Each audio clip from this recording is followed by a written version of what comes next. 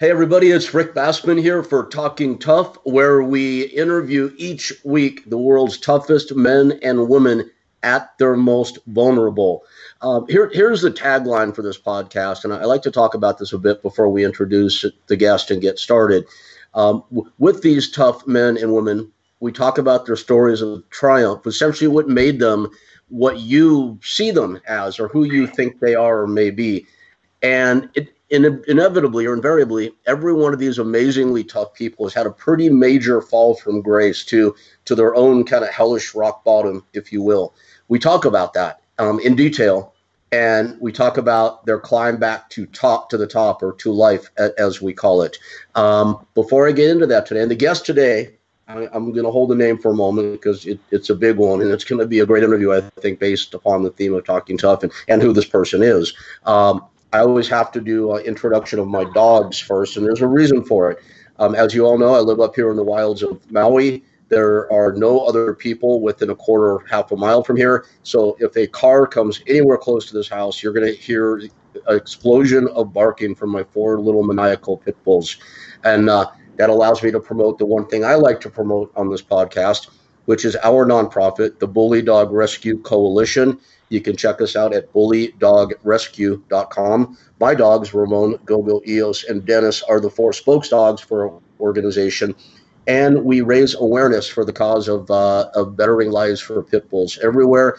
And we raise money for four incredible women, including Linda Blair of The Exorcist fame, who have dedicated their lives to safe harboring dogs at these sanctuaries that they have put up and invested their lives in. So please support Bully's Angels and the Bully Dog Rescue Coalition at bullydogrescue.com. We're about to go with Talking Tough. Our guest today is an old friend of mine who I'm happy to say I've recently renewed my friendship with. This guy is an absolute contradiction in terms, and we're going to get into that. And very, in many ways, he is as you might perceive him to be, but in more ways, he's very opposite. Very complex guy, a very good guy, and a very tough guy. It's my pleasure to welcome today Mark Kerr. Mark, are you with us? Yeah, I'm with you, Rick, man. Thank you. Thank you for having me on. I appreciate it. It's my own little, like I'm finding these little spots where I can give back that I've never really been able to give back like I should. And I think, a lot of, what your life has gone through and where I am now in my life, it just gives me an opportunity to reach out and, you can't save them all, but, if somebody hears something I say today and it just saves one person, I think that's the objective I strive for, on a daily basis, one person, one by one, Yeah, I very much see that in you now, Mark. I've always seen that in you, although God knows we had many things in our way in our past, whether it was, I'll just say it, whether it was drugs or chasing women or perpetrating whatever kinds of craziness we did. I think you always had that good deep core in you. And I've really seen it emerge lately in the conversations we've had. I know that you're being more and more of service in your life, and you are helping people. I know that. Our conversation we had the other day helped me, by the way, so thank you. I really appreciate that. I really appreciate that. Well, you know what I want to get out of the way, though? I'm sure usually when you do interviews, people want to talk about mixed martial arts, and you probably get a lot of fan-type views. You are on the line, so I think we need to just address it for a minute. But then we'll get on to the deep stuff. And guys out there, guys and girls, listeners, Mark and I think are going to go deep today. When I talk with people before interviews, I'll always, as a courtesy, and it's sincere, also ask them, well, if I go somewhere that's not cool or not comfortable on the interview because we want to go deep, just let me know.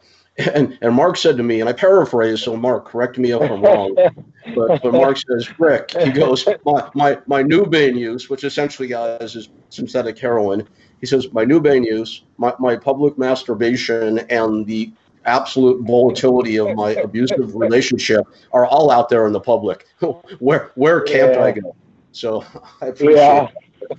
And I'm going to come back and go ahead. I'm sorry. It's funny because, it's just funny because you know, when all of that stuff started going down, you don't really realize at the moment, because, you know, my favorite saying to my 15-year-old son is, you can't see the forest through the trees, you know, because when you're in the middle of it, man, there's nothing that anybody could tell you, because you're so immersed in it that you can't see what it's going to look like, you know, 10 years down the road, 5 years down the road, and you can't see how many people it's going to reach and all this different stuff. So, yeah, I've been exposed, and, you know, I think the analogy is about masturbation. It's like talking about it in public. You know, when you're talking about addiction in any form, it's a pretty personal thing, because I think it's completely misunderstood. And I think that's a lot of the bane of people's existence, of where they can't talk about it, or they feel ashamed to talk about it because they think it's a weakness, or they think it's, you know, some kind of moral compass is broke with them. And you know, why can't you just get it together? Why can't you just, you know, stop doing what you're doing? And it's much, much deeper than that. So anyways. Yeah, and you know, I couldn't agree more with what you're saying. There's a lot of people out there in a lot of pain now, and it seems to be just increasing and increasing. And I think shame, as you mentioned, is one of the biggest, if not the biggest, component of that. And that's why I think it's so good to have you on and jumping right into this topic. We haven't even talked to any fun sex, drugs, and rock and roll stories yet, and who knows, we may not get there.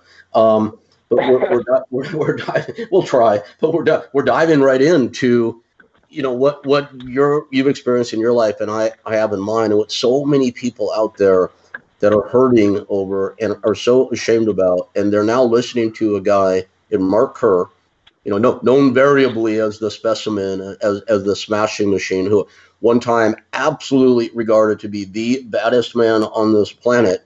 And man, if he went through it, maybe it's not so shameful that they are. Does that make sense?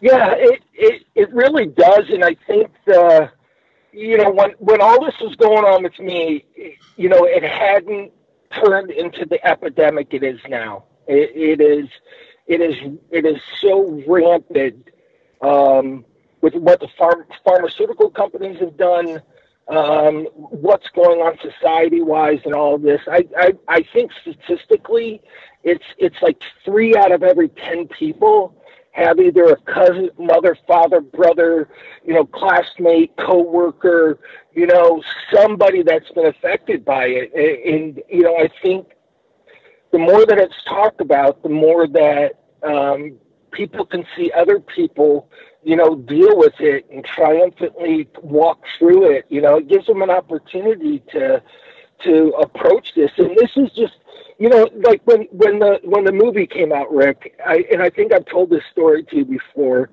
I didn't see a single clip. I didn't see 1 second of footage. So it's like a year and a half of me not knowing what's on film. And you know, the director and the producer and everyone was like, "Oh, dude, this is going to be so great. This is going to be so great." And I had all of this anxiety over what was, because I gave them carte blanche. I kind of had said, like, if you're going to tell the story, you know, let's just do it, right? And so the first time I ever watched the movie was at the Dolby Sound Studios in California. And it was, you know, like 6 people. I want to do something for a second, if you don't mind. And I'm horrible about interrupting, so apologies. But no, you're good. You're good. I want to set this up a little bit. Then I'll, if you don't remember, I'll remind you exactly where we were at the premiere of the movie. So for context out there, I know that Mark, of course, is talking about the documentary, The Smashing Machine. And I am certain most people that know you and follow you know that as well. For people that may be uninitiated, Mark, I want to try to explain what the Smashing, obviously a Smashing Machine was one of your nicknames, but it was also the name of this documentary, which is an award-winning documentary. And if I'm not misstating, it essentially introduces you at the top of your career when you're the #1 mixed martial arts heavyweight on this planet, and it chronicles your descent into this hellish addiction and implosion. Would you say that's about right? Yeah, Yeah. And there's obviously you can't make an 8-hour movie, so it encapsulated these spots over about a year, maybe like 15 months, from my 99 no contest with Volchanchin all the way through the Grand Prix and a little bit of stuff before and after. So yeah, it encapsulates this time frame where I was a #1 ranked fighter in the world, where, presumably I was, the prohibitive favorite to win this Grand Prix, that they had never done in Japan before. And it really had it had Hoist Gracie in it, it had Sakuraba, it had Volchanchin, it had Gary Goodridge, it had me, it had Fujita. I mean, it was like a who's who at that time of either past stars that still had relevancy or up-and-coming stars who were just trying to make it was absolutely the who's who. And, of course, our good mutual friend, Mark Coleman, who went on to win this thing. Yeah. Mark, that was an intense time in your life, man. I don't know how you are at timelines and remembering what happened in certain times in your life. I'm okay with it. Sometimes I remember, sometimes I forget. If I don't know if you recall, but you and I and Tom Howard and Mark Coleman were all living up at that Seacrest Apartments in San Clemente. It's the very beginning when production started on this thing. So I don't know if I'd say the privilege or the pain of witnessing the beginning of this process. And dude, it was something, and I definitely want to go into that a little bit. But let's go back to where I interrupted you. So now your fans know the movie The Smashing Machine. People that haven't seen it yet now have an idea what it is. So you're now in this theater. You haven't seen any of the movie. You've been on top of the world. Now you've got your demons. What the hell is your reaction seeing this unfold before your eyes the very first time? Oh my God, Rick! It's still to this day I can. If I close my eyes and I think of that moment, I get emotional. I genuinely get emotional. It's like one of those moments in my life where I looked at it, and the filmmakers weren't even watching the movie. They were watching me for my reaction to the different parts in the movie. And I was kind of cognizant of that going on around me, and I'm watching the movie.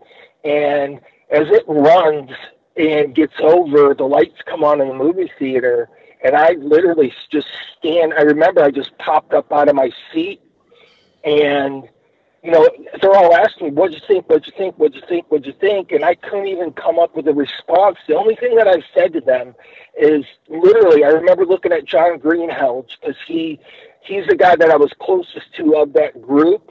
And I remember looking at John going, I'm going to have to get back with you. And I just walked out, and they were freaked out. Absolutely. They were more. Yeah, go ahead. I'm sorry. Go on. They were more freaked out than I was, Rick, because my reaction was just so like, oh my God, dudes, like, hang on a minute, like, time out. I need like a genuine like time out, man. I was so overwhelmed with what they had captured on film and how they put it together and the story that it told. It was hardcore. So apart from the craftsmanship of the movie, and by the way, everybody, it's an amazing movie. And Mark, we can still watch it streaming. Is that right? Even today? Yeah. Yep. You can still watch it. And I think next year they're going to repackage it and reintroduce it to the next batch of people that really hadn't had the opportunity to see it. Okay. So this is The Smashing Machine. It's an exceptionally well-made movie, but again, the craftsmanship aside, let's get to the story. Do you remember when you stood up in that theater? What were you feeling? Were you proud that you got it out? Were you embarrassed and ashamed? Was it somewhere in the middle? What were your feelings? It was shame. It was like I looked at it and I was like I can't believe I let them have that much access to my life.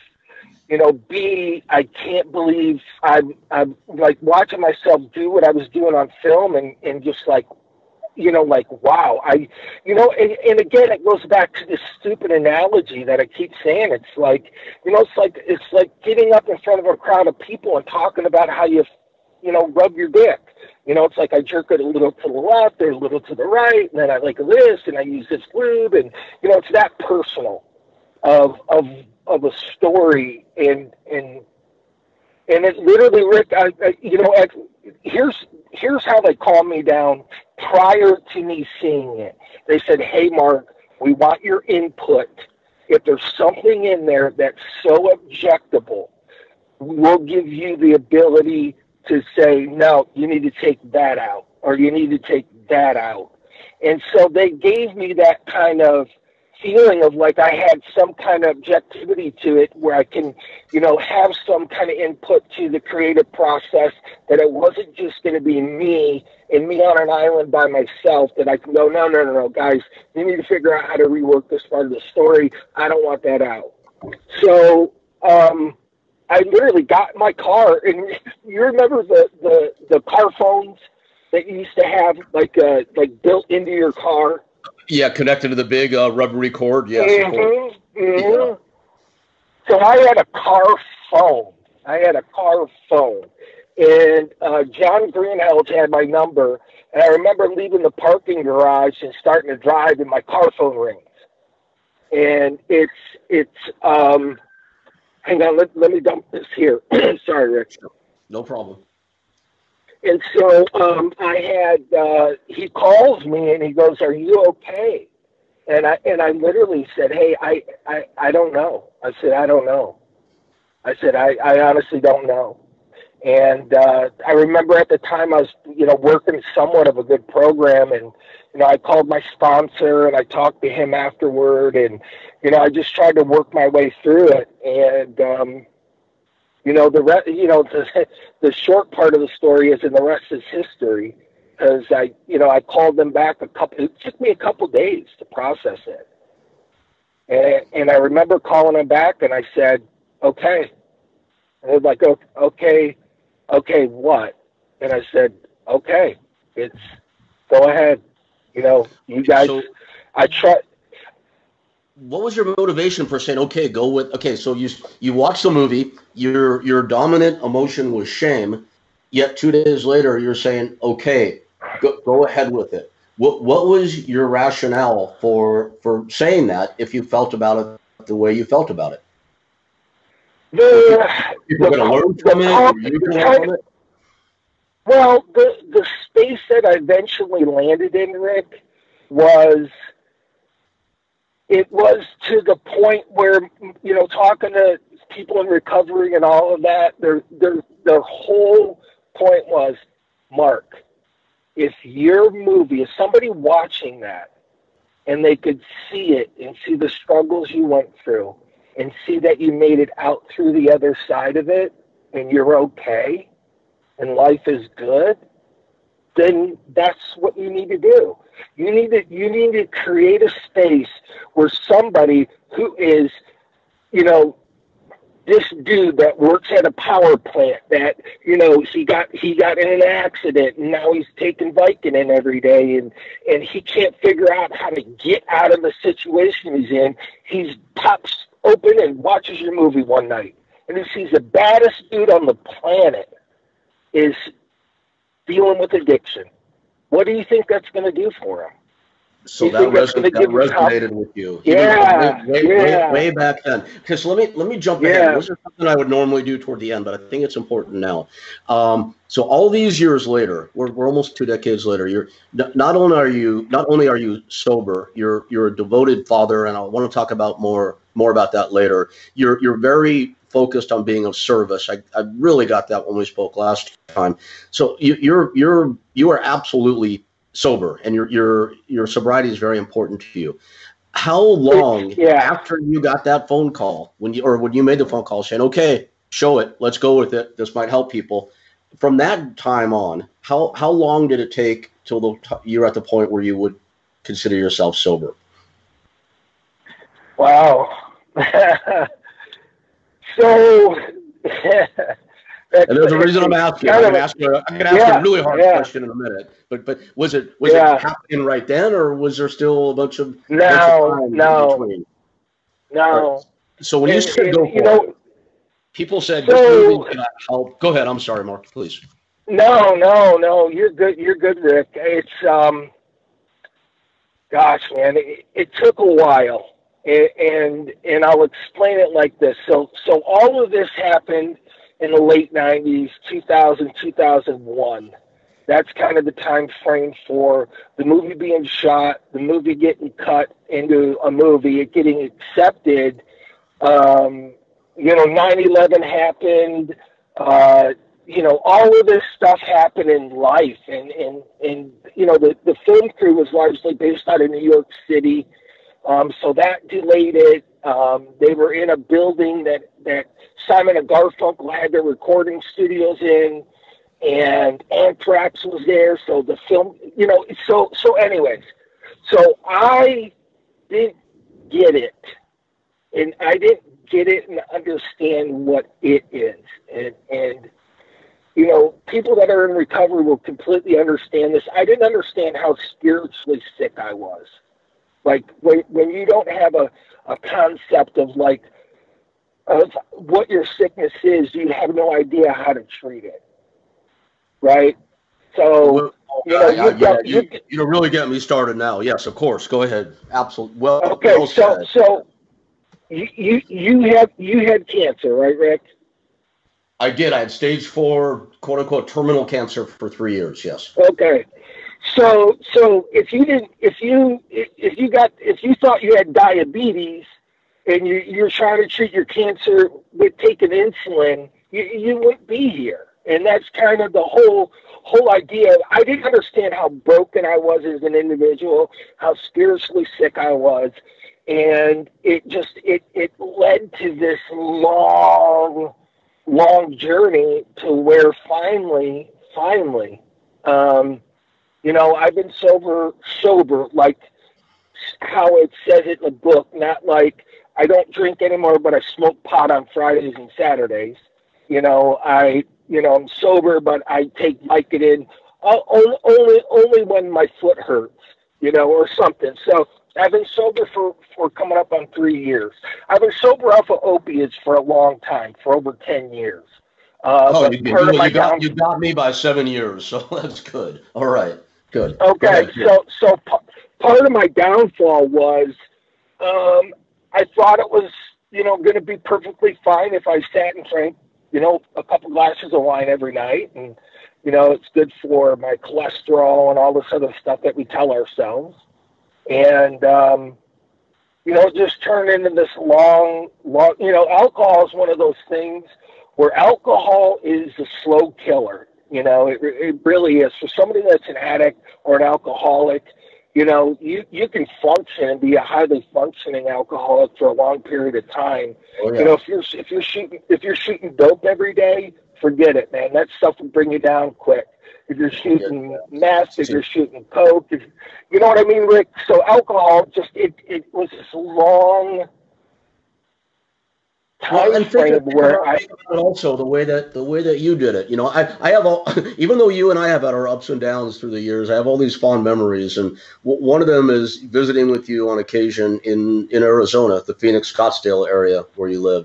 And one thing I remember is I was married to Gabrielle at the time, if you remember Gabrielle. And we'd come out and visit you and Dawn. And I remember we'd go out to dinner or whatnot. And everybody out there, I want you to picture the smashing machine, the specimen, the toughest man on this planet. And I want to tell you what this guy cared about back then. Mark, I'm sorry, I probably embarrass you a little bit. This guy cared about how perfectly tailored his very expensive designer threads were.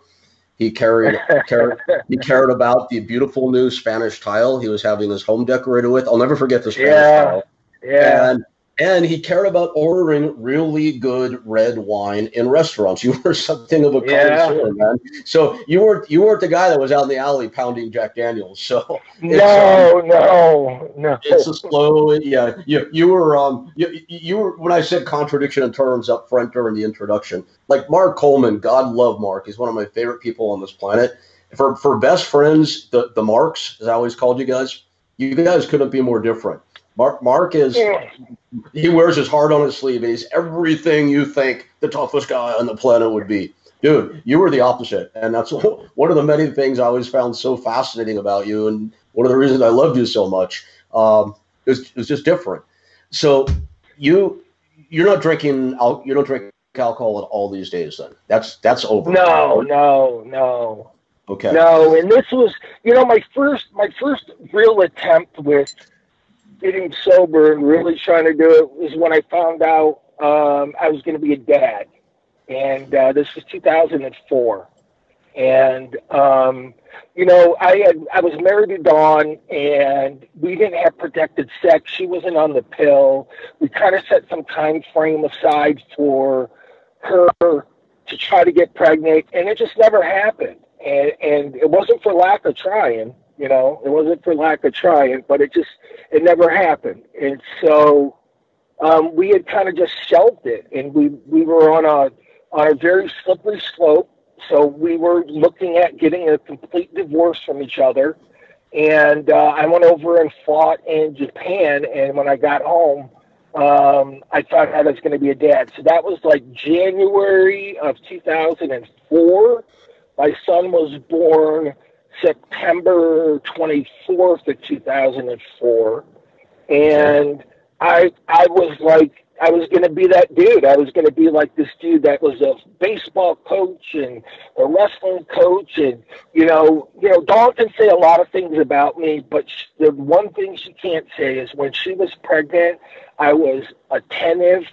I was nurturing. I was loving. I was everything that she ever wanted me to be. I was, because I was just so excited to be a dad. And part of what she had asked me to do was to stop fighting. She was 39 when she got pregnant, and it was a little bit higher risk because of her age, and there was always a risk of a miscarriage because of her age and because of her history. And so she said, would you be willing to find something else to do for a living? Because it really just stressed her out, me fighting. And I said, yeah. And I went and did what I needed to do to make a living. And, it was a super, super cool part of my life was that time frame. And then after my son was born, we got a full-fledged divorce. And, I think she had postpartum and suffered from that. And she started drinking again. And that kind of, it's a long history. It's like 24 years with the same person. Yeah, you guys have had a lot of history, and a lot of it's been public. Also, you've never hidden, and I think that's important. And that goes back to shame or not being ashamed. And I want to preach at our listeners for a moment, and I hope you'll join me in the sermon. But I want to ask you another hard question or two first. So at the premiere, I'm going to go back to the premiere. You were told that you could have a big influence on people. And to me, it sounds like those were your first thoughts about being sober. Now, years later, not long later, but you're going to be a father. And you thought that would be a good reason, a good motivation to be sober. Yeah. And I agree with you. They're both great motivations. And here's what I want to challenge you with before we go preach at our poor listeners here. It's this. There's a saying I've heard a lot from a recent girlfriend who I had a not awesome breakup with. But things that remain from that are her often saying, when it goes from your head to your heart. And it sounds to me like when you were told at the premiere you can make a difference in people's lives, it's a play to ego for sure. And I'm not accusing you of having ego about it, but how could you not? You're like, oh wow, how cool am I? I can help people with my story. But whatever it takes, right? Whatever it takes to get started. Oh, I'm gonna have a child, so I should be a certain way. What I want to ask you is, do you remember when that shift took place, where you stopped intellectualizing why you should be a solid citizen and just became it because you felt it? I think even kind of piggybacking off what you're saying is that, the big realization for me personally was that I couldn't, like, my sobriety couldn't be based upon a thing. It couldn't be because I can influence somebody. It couldn't be because I'm going to be a dad. It couldn't be because I want a relationship to work. It couldn't be because I'm going to lose my job. It had to be because I decided that it is something I needed to do, that I had to do for myself. It wasn't contingent upon any kind of condition.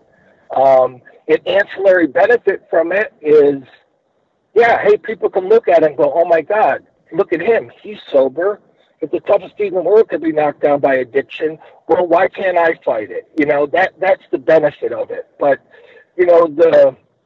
the part where I stopped intellectualizing it is just a simple fact that nobody else is going to do the work for me. I can't sit and think, all these different thoughts about it. It's just something that I had to do because I wanted, it sounds really weird. I wanted the benefits of it. I wanted to have better relationships. I wanted to have, all these things that come with it, but it still has to lie within just me. Like, I have to do it because of me. And if I'm sober because of me, it has a tendency, bad shit still happens, but I deal with it. Good shit still happens and I deal with it. So, it's just it's really about it, Rick. It's like, I have to be a grown up. I actually have to, be a grown up about it and just, I do know. Incredible journey. That's going to sound like a really lame beginner level question. Are you, these days, are you happy when you wake up in the morning? Yeah. I mean, like anything else,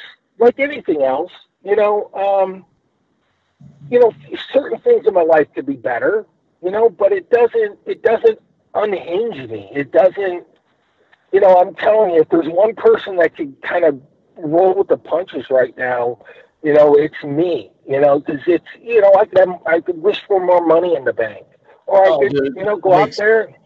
I hear you. You know what you're talking about. I'm so on your bandwagon. I had my weekly therapy session today with good old Dr. Dave, and we were talking about exactly what you're talking about right now, and now we can segue into the preaching portion before we tell some good sex, drugs, and rock and roll stories, which is usually the reverse order of the way we do things here on Talking Tough. But I like the way this is going. This is cool.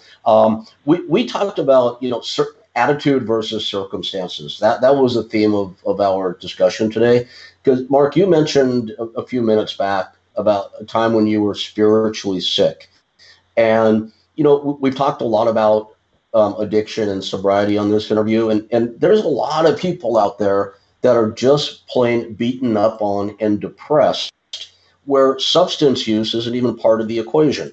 And you know as well as I do, because you brought it up about being spiritually sick at one point, that if you go into these rooms, Alcoholics Anonymous, Narcotics Anonymous, Overeater, whatever the A is, you always hear that, whatever the affliction is, alcohol, narcotics are but a symptom of the larger problem. And, there are plenty of spiritually sick, sober people out there. I'm sure you see them when you go to the rooms. And what I'm hearing from you is you've gotten to a point in your life, blessedly, as I feel, I don't want to say I've gotten there, but I believe I'm well on my way because I understand it now to a degree, is that it really doesn't matter what the fuck is happening around you. It doesn't. It's a circumstance. Circumstances go up, circumstances go down. It's how you deal with it. And I think if you force yourself at first, if that's all you can do, hopefully with any luck over time, it'll become habit. And from everything I hear you saying, it sounds like you're in the habit of having a positive attitude now. I know it states it really simply, but does that sound right? Yeah. It's it's taken a lot of work to get in a space where where I can look at something and try to be objective about it, and understand that it's not going to shift me off of like my center. It's like I don't want my highs to be too high and my lows to be too low, because that's an addiction as well. Like as a fighter, you get off on, getting in an arena and, feeling the adrenaline and, all these different things that are part of the reason why I kept fighting. And, a lot of people, in the fighting world, that starts some of the addiction process. So, I try to stay as even keeled as I can. You can ask my 15-year-old son. I don't yell. I don't yell. When I yell, it's like once a year, and I mean it at that point. Like I fucking mean it. So I try to stay as even keel as possible, because life is going to happen regardless. If I get pissed and angry and upset and all of this, it's not going to change it. I tell my son, I go, look at a rock and yell at it. Did it move? No, it didn't move. Right? Yeah, who did it hurt? Didn't hurt the rock. It hurt the yeller. Right? Yeah. So if you want the rock to move, pick it up and move it. It takes action. So if something's going wrong in your life, it takes action to get you out of it. Yelling, screaming, getting upset. I get emotional. But I get emotional that's a little bit more even keel and a little bit more in alignment with what's going on. That I can look at something, and go, okay, you know what? I'll figure it out. I just need, and I said this to you the other day. I said, my whole game plan is I'm just going to do the next right thing. Whatever that is, I'm just going to do the next right thing. It doesn't matter what it is.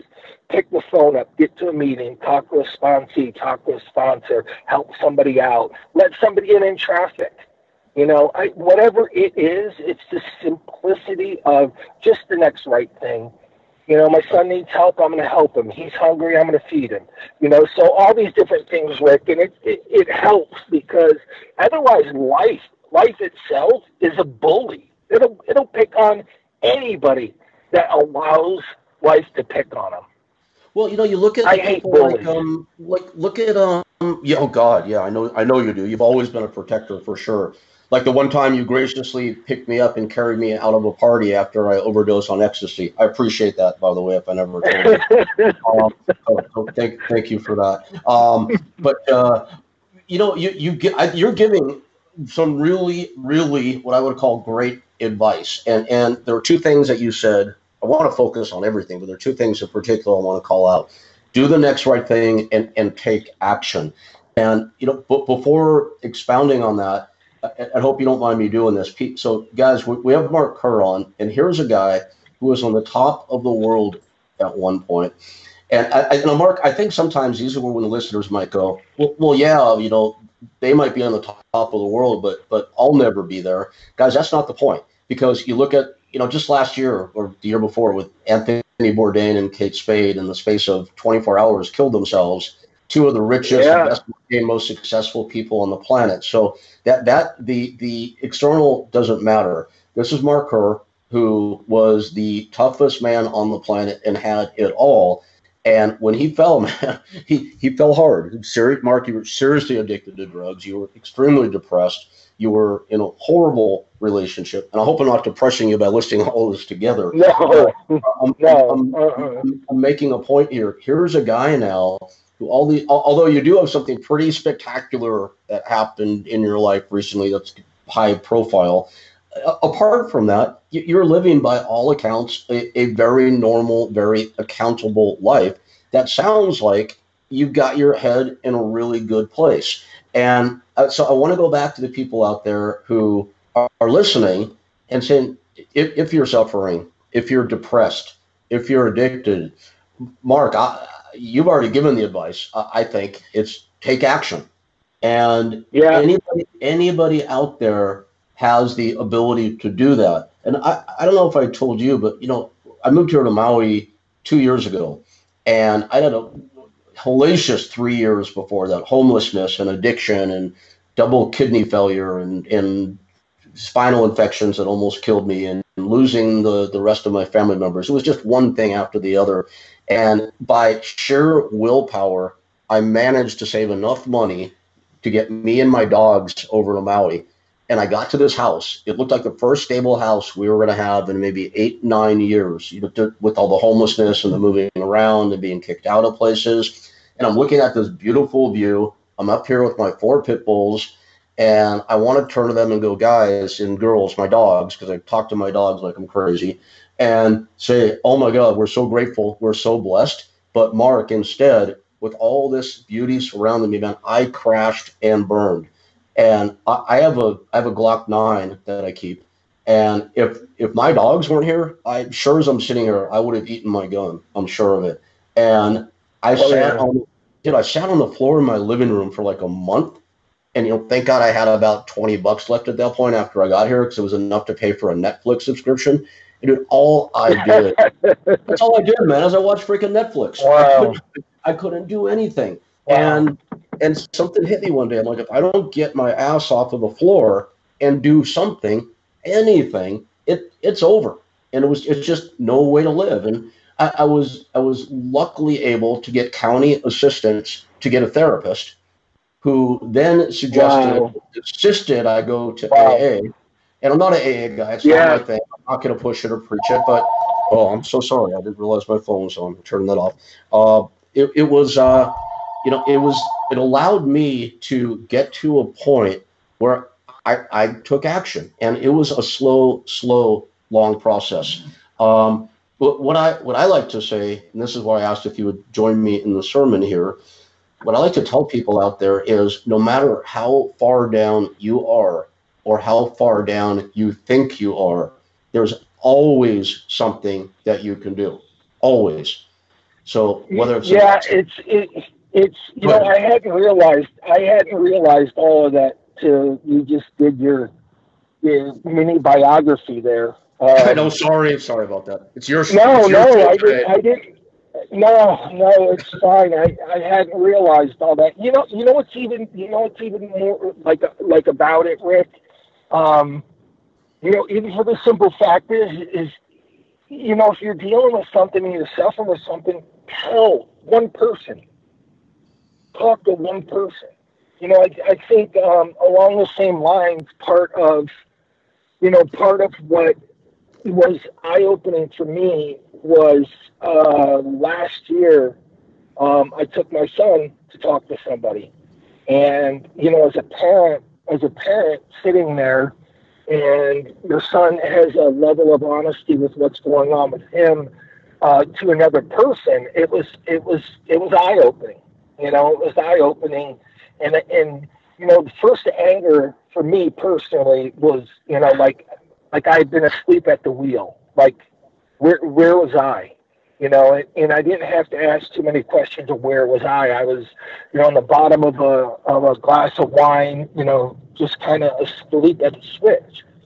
And, it's amazing when you start the journey, you never know. My son said it to me, a couple months ago. He had said, do you think, and we'll get into, what happened to me with DJ. He goes, do you think this would happen if you were still, drinking? And I was like, no. Like none of it. None of it. So yes, go ahead. Sorry, I've got questions on that. No. It's just we'll get to a point where we can talk about it. Where I'll let you talk about it, and then I'll expand upon it. Well, you dropped some initials a moment ago. Is we both know what you're talking about? Is that for public consumption at this point? Yeah, it is. There's been enough of it been announced, right? Okay, good. Yeah. So Mark Kerr, who fell all the way to the bottom. Oh, by the way, and I'm not going to give you my whole biography again, but I want to make a point. It's like I wake up every day happy now, and I have so much cool, exciting stuff in my life. And it's only because, man, it's like I talked to you 2 years ago now and took your advice about taking action and doing the next right thing. And that's all there is to it, man. It's amazing how life can come back and unfold. And not only that, put you in a better place, I think, than you've ever been before once you're conscious of making that kind of change. And I'm so glad that's happened with you. And because of that, things are happening for you now. So you made this movie years ago that you felt shame when you saw, called The Smashing Machine, a documentary. And now 20 years later, there is a movie, a major motion picture that is going to go into production before long on your life. And there's like this very minor movie star maybe no one's ever heard of before, but he came to you and he came to you and he's going to play your part, right? Yeah. And that it's amazing because you would know this because you've dealt with Hollywood a lot more than I ever have. So I get a call at the end of, it's not quite the end. It's like probably June of last year from a guy named Brad Slater, who is Dwayne Johnson's agent. And everyone around him, apparently I had to get educated on this, called him DJ.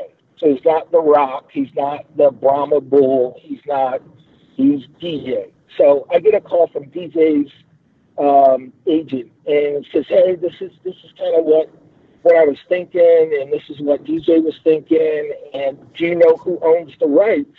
Because I had sold the rights, I had parceled those out years ago, and I said, "You can start here." In understanding that sometimes Hollywood takes time to get stuff done, it doesn't happen overnight. I thought it would be, 6, 7, 8, 9 months before any of the movie rights and life rights and all the different rights that have to be secured in order to move forward with the project. I thought it would take a lot longer. And so it was about 3 months. 3 months, Brad had tracked down the guy that owned the rights. It was an Israeli gentleman, and he had called me up and said, "Hey, we secured the rights. We have a verbal agreement in place, and we're gonna make the announcement in Madison Square Garden coming up in the next, like 2 days."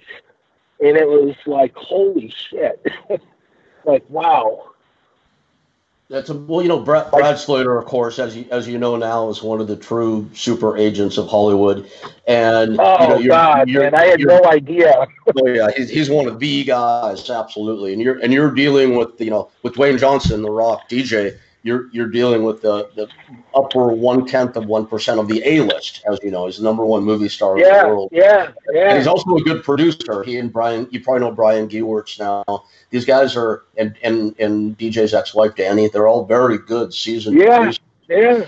When they set their mind to something, man, they make shit happen. And so it's amazing. It's amazing, Rick. Like not even thinking about it, but going, wow, I better do some reading to figure out, some stuff. And it's like, my God, man, I'm afraid that if I open up a cereal box, that DJ's going to pop out. He's so visible right now. Oh, he's the guy. Okay, I got to ask you this, man, before we get back to serious stuff. Have you and DJ been in a ring or a cage together yet? Not yet, but I'm guaranteed I'm going to be hired as a consultant for the movie. That much at least I know. He's a fucking animal, man. He's going to want to test you. You know that, right? Oh, for sure. Yeah, man. It's just thinking about watching some of the stuff that he did in the ring. Like he's no chump, man. I mean, he is absolutely legit. And looking at him now, going, oh my God, man, I think he's in better shape than when he's actually in the ring every night. Yes, yeah. He's at the top of his game for sure. And as you probably know, there's another guy who was at the bottom. I mean, quite literally, with not a penny in his pocket, sleeping on tenement floors, trying to get by on a can of tuna when he was lucky. So it's I'm sure you know the story by now. And it's amazing how people can rise. And okay, so speaking of that rise, you're about to be back in the spotlight in a very, very major way again. Just like you were at the top when you were the king in Japan, when you were the king of UFC. You got an ungodly amount of money as a first-time pro wrestler ever in Japan, just about more than I anybody. know That was that was crazy. I stupid couldn't money. believe that. So you're about to be back there, man.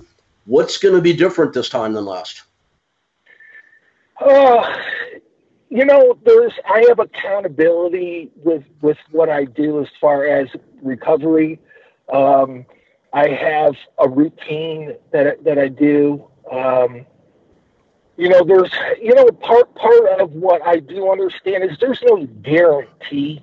There's absolutely no guarantee about anything. There's no guarantee I'm going to wake up tomorrow. There's no guarantee, but I can put some insurance policies in place that, if things happen, I have, this and this and this. I have a program that I work and I put effort into, and it's deliberate, it's intentional. It's something I do every day. And, I know that when things kind of get sideways or things get stressed, I know what to do. And it seems to work, and part of it too, Rick, is that first year. I mean, sometimes, and I call it the it. Like when people understand about alcoholism, it's an allergy. An allergy, it creates a phenomenon of craving in your body. When that phenomenon of craving, I call that the it. So when you have it on you, unless you're working a program of recovery, the only way that you can get it off of your back is to go drink. That's the only way you can get the obsession off your back, is to feed the obsession. So when you're out there, the part about my recovery is I haven't had it on my back in a long time. But, there's moments where I just need to get through the next 5 minutes. I need to get through the next 10. I need to get through the next hour. I need to get through the next 2 hours. Some days at the beginning, I had to break it down minute by minute by minute by minute by minute. And all of a sudden, it's at the end of the day.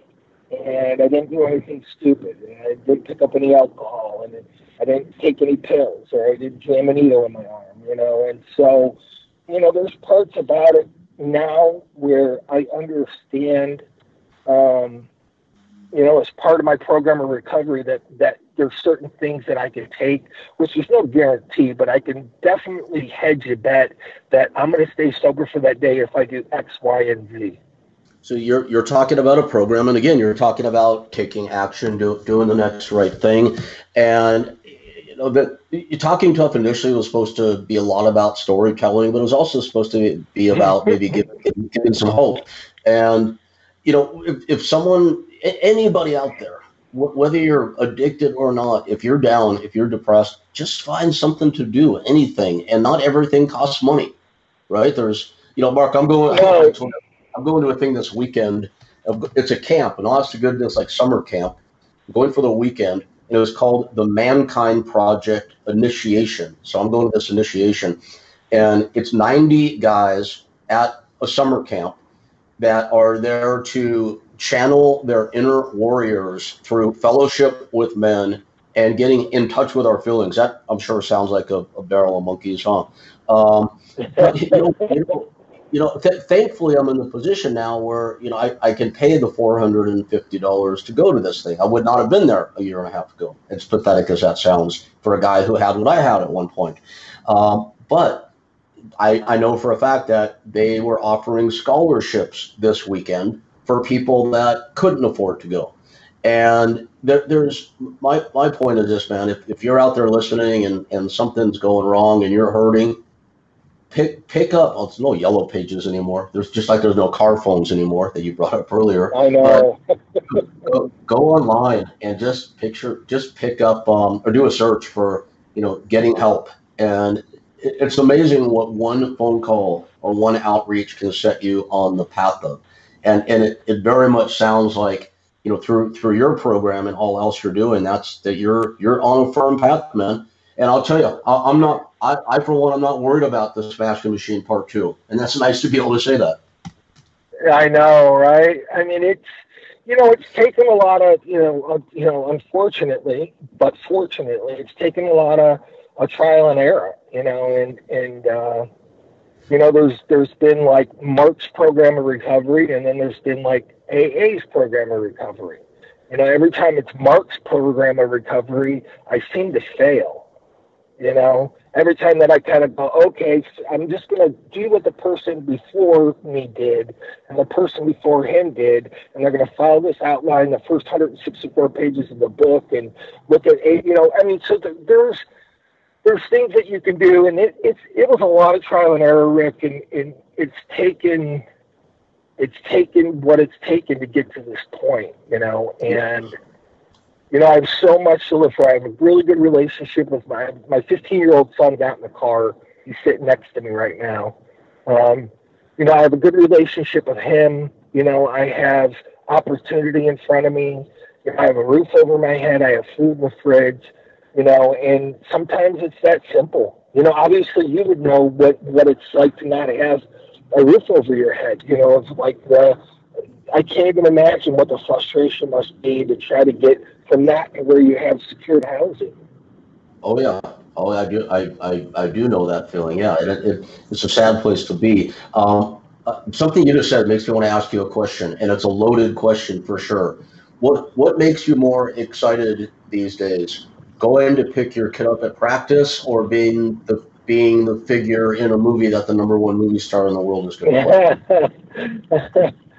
Well, it's picking my son up. There's this inherent, I always looked at it like until you have a kid, for me personally, I never knew to the extent of how selfish I was. And it sounds silly to say it like this, but when you have a kid, the first time I ever gave my son my last piece of bacon is when I knew I had found true love. That's awesome. Yeah. It's this feeling of like, what did I do with all my time prior to having a kid? Like, you probably were busy fulfilling your own selfishness, as you indicated. Yeah, absolutely. With the Spanish tiles and the nice red wine and the wine. Yeah. I want to segue into some storytelling for a second, because I know we're getting close to our hour here and you have to go.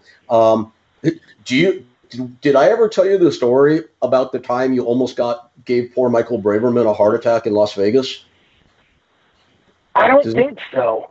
Oh, this is good. I just want to say this to entertain, hopefully entertain our listeners, and maybe entertain you a little bit as well. If you remember back in the days when you were under contract to Pride, I had negotiated what I think was your second contract there.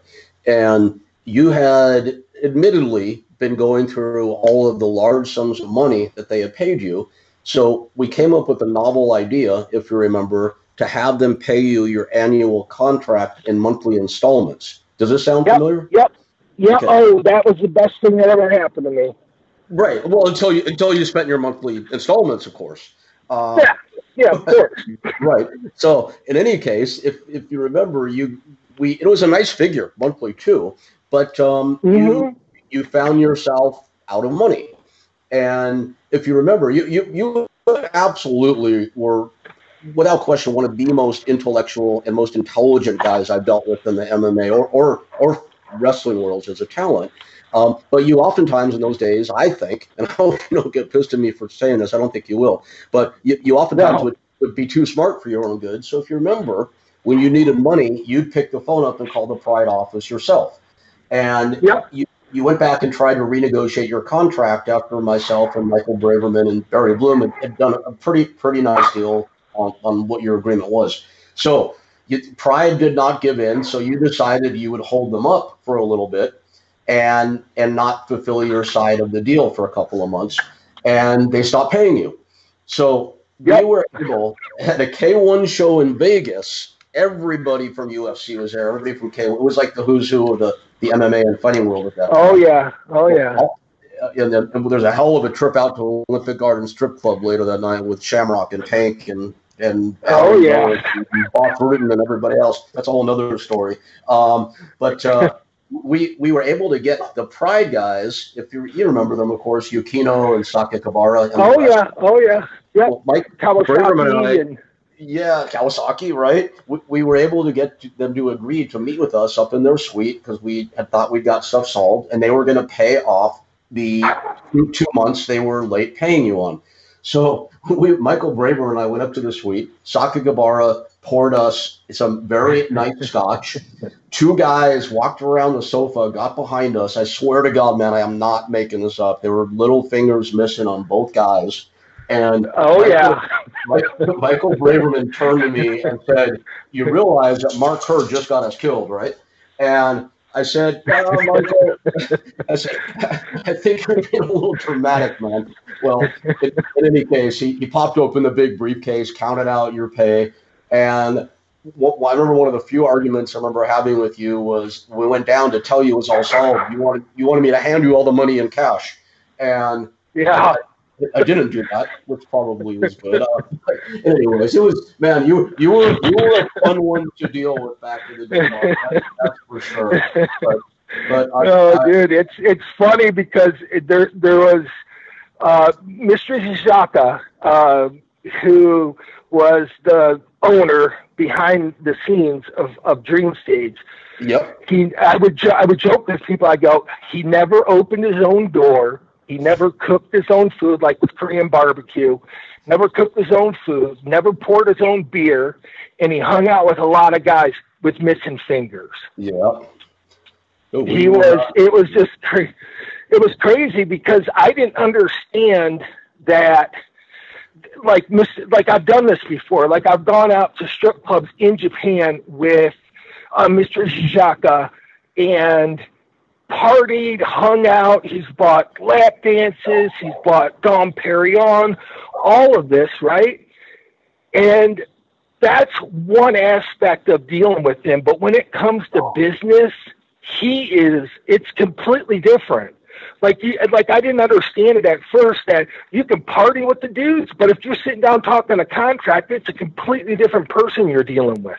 Oh, completely different. Absolutely. You know, I've always said, man, and I know you know this because you travel the world. You were the top guy in Brazil. You're the top guy in Abu Dhabi. I've always in the fighting business and the wrestling business, it tends to attract how shall we say it, lobsters, however you want to say it. Yeah.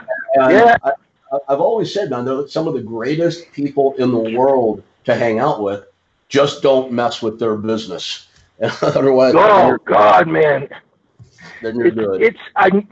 It literally, Rick, it was probably one of the harder lessons to learn because dealing with different cultures, they have a completely different way of understanding, of business. And it was one where, like the night before, like I refused in Japan, I refused to take payment for something. And basically, it was Mr. Zaka looking at me, and a week before that, we had partied, hung out, had drinks, had lap dances together, and he basically looked at me and he's like, if you don't take the money, you're never going to work in Japan again. Well, that's insulting. And literally, you didn't know that. Yes. Right? Yep. Yes. Unbelievable. Yeah, it's like, it's like going on a pro wrestling tour there with a group full of 300-pound guys. If you don't let the 90-pound female clerk carry your 100-pound suitcase, you're insulting her. Yes. Yeah. It's a different culture, for sure. It's crazy. It's crazy because it took a lot. Unfortunately, you know what the other part about Japan, which was amazing? Like, you didn't know you broke some rules until you broke your rule.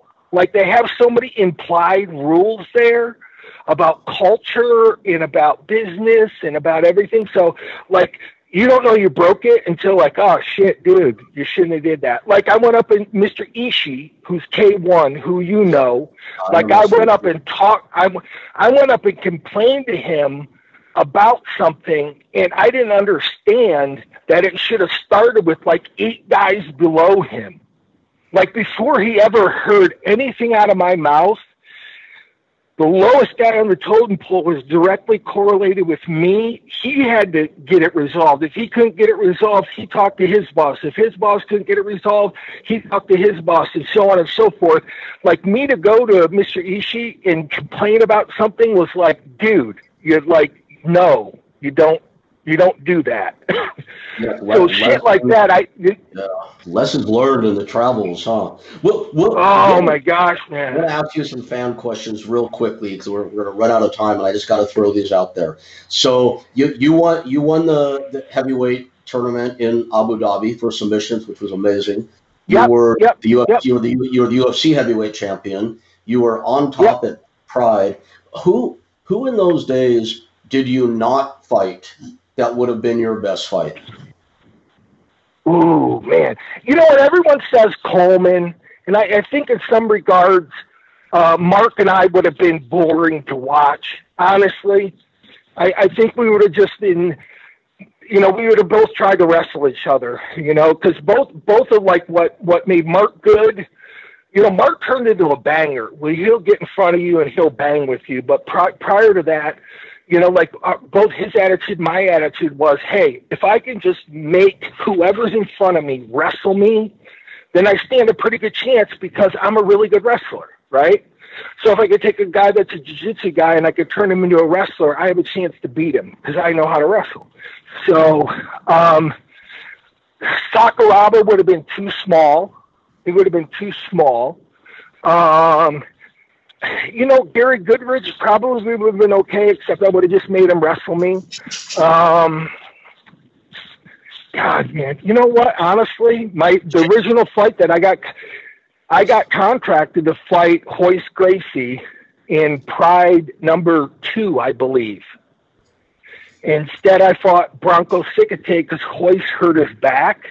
Okay. So Hoist would have been the one, I think, because I was at my peak at the time we had negotiated a deal, and I think he was still pretty damn fit. I don't think he's ever been out of shape, so I think that would have been the one. That would have been interesting, yeah. Kerr and Hoist. Who would you do? You watch the product now? You follow UFC? I do. I started following a little bit more over the last year.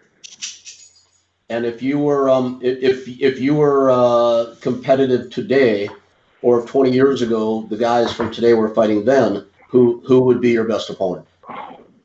Oh my God, man! There's so many studs right now. So many studs. God, man, you know what? And I look at it going, I would have needed to start with my hands and feet when I was like 10 years old to be competitive with John Jones. He's so naturally gifted with how he fights and what he's capable of. You know what, Rick, that's who I would watch. That'd be a good one. Yeah, I'd love to see the fantasy video game. That would be really cool. It's funny, Mark. As much as deep as I've been into this business and have been in it for so long, and despite the fact that I call you a personal friend and was your manager, I'm still a fan. So it's fun to talk about this shit. So I had to bring it up. And I'm sure people out there would be fascinated by Mark Kerr versus John Jones versus Tank Abbott. I think that things are going to happen. So it's cool to think about. That's all. Oh, for sure, man. There's so many good fighters out there right now. I mean, there really are. I mean, it's turned into where, people will call it a sanitized version of MMA, compared to when you were managing the fighters and I was fighting. It is more sanitized, but still it's created a really unique product, where there's some studs. There's some studs out there. Yeah, very well-rounded athletes and with all-around skills. It's amazing with how the sport has changed, no doubt. Well, man, I appreciate you taking a few minutes to indulge my being a fan. Thank you. That's now anytime, Rick. Right on, cool. But more than that, thanks for the conversation, man. I mean, it's really good to reconnect with you, and on a personal level, Mark, I'm really happy to hear how well you're doing these days, and that how much you're enjoying fatherhood. And I'm glad you're. We didn't talk about it in this call, but we did before. I'm glad that your health is good. Man, you know what, Mark? Maybe there's always another chance for us, huh? And for everybody else. Yeah, I know, right? I mean, it just, if you would ask me, I look at it like this. I mean, my biggest accomplishment is raising a competent, well-adjusted child. I mean, my God, in this day and age, how freaking difficult that is, with all the distractions and different shit that's going on. So if I accomplish that, it'll pale in comparison to everything else. It really will. Well, and I think the message behind that, Mark, is you just described something that any human being potentially is capable of. So, as you said, man, it's all about doing the next right thing. And Yeah. I don't know where to leave it other than that, man. Thank you so much for being a guest on Talking Tough. I really enjoyed our time together. And if you don't mind, I'll give you a call over the next few days just to say hello again. Yeah, for sure. Please do. And I'll have to hook back in with the show, when all this stuff with DJ gets going and that gets into production and there's some news about that, man, you'll have to have me back on the show and I can update the fans and stuff of what's going on with that. I would love to do that. Mark, thank you so much. Everybody out there, this is Rick Bassman for Talking Tough, signing off with Mark Kerr. Thank you, Mark. All right. Anytime, Rick. Thank you for watching the Hannibal TV. Please like this video if you enjoyed it and click the subscribe button to not miss any of our latest shoot interviews, match videos, or news updates. Support us on patreon.com for $1.99 a month to watch our full shoot interviews ad-free and help our channel grow. Follow us on Twitter at the Hannibal TV for instant updates.